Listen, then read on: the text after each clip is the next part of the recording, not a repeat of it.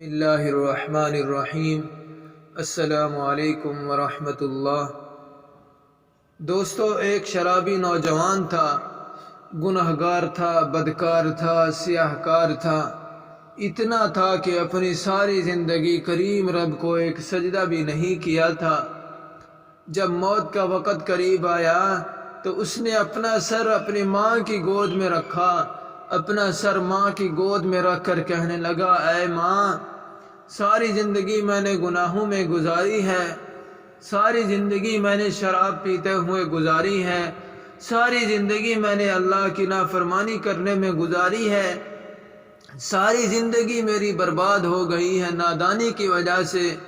ماں، میرا موت کا وقت قریب ہے، میں مر گیا تو اپنے مرشد کے پاس جانا اور جا کر سفارش کرنا کہ میرا جنازہ وہ خود آ کر پڑھائیں۔ صاف ظاہر ہے، جب مرشد جنازہ پڑھانے کے لیے آئیں گے تو 4 بندے بھی اس کے ساتھ ہوں گے، نہیں تو میرا جنازہ کون پڑھے گا؟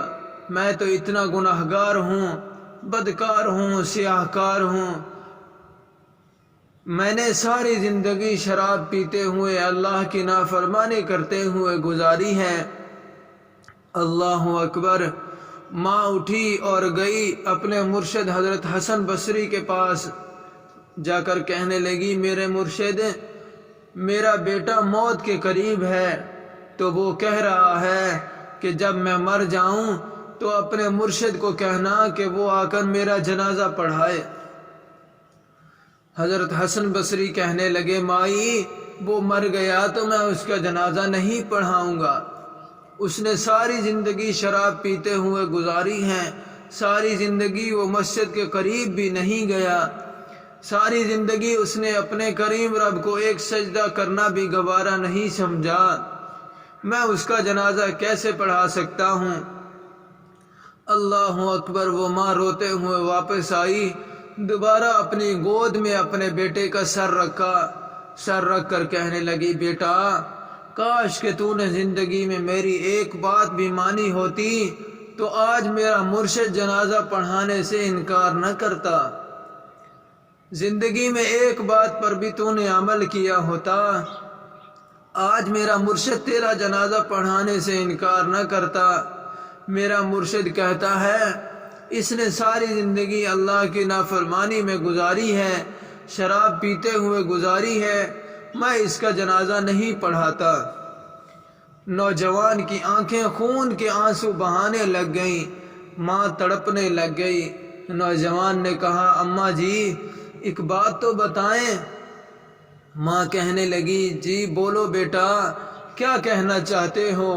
نوجوان نے کہا، ماں، مجھے اتنا بتا دے کہ میرے گناہ زیادہ ہیں یا میرے کریم رب کی رحمت زیادہ ہے۔ ماں خاموش رہی، ماں نے کوئی جواب نہ دیا۔ اس کے بعد بیٹا رو کر کہنے لگا، ماں، مجھے ایک بات تو بتا دے، اگر ایک لمحے کے لیے تجھے میرا کریم رب مہلت دے دے اور کہے، اے گناہگار کی ماں، اگر تو چاہے تو اپنے بیٹے کو جنت میں بھیج دے، اگر تو چاہے تو اسے جہنم میں بھیج دے، ایک لمحے کے لیے تجھے میرا اللہ مہلت دے دے تو مجھے جنت میں ڈالے گی یا جہنم میں پھینک دے گی؟